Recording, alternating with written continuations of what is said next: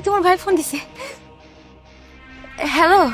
সারাদিন রাগ কইরাছিলাম, এখন রুমে আইসা ভাত রান্না করলাম।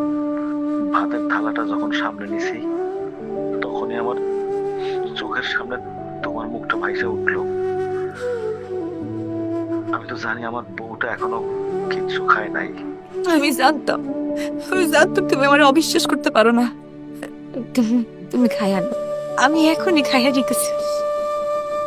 আমার শুধু একটা অনুরোধ বিধি, যেখানে গেলে, যাদের আশেপাশে গেলে তোমার আমার সন্দেহ করব, তুমি সেইখানে যাইও না। প্রবাসে থাকি, খুব কষ্টে থাকি। বেশি কষ্ট সইতে না পাইরা যদি মইরা যাই, তাহলে তো সাথে সাথে লাশটাও পাইবা না। না না, তুমি এসব কথা করো না। আমি তোমারে কথা দিয়েছি, তুমি আর কোনোদিন আমার নামে এসব আজে বাজে কথা শুনবা না। তুমি এখন খাওয়া নাও, আর শোনো, তুমি নিজের যত্ন নিও। দেখছো, আমি কইছি না আমার ভাই তোমার চোখে হারায়।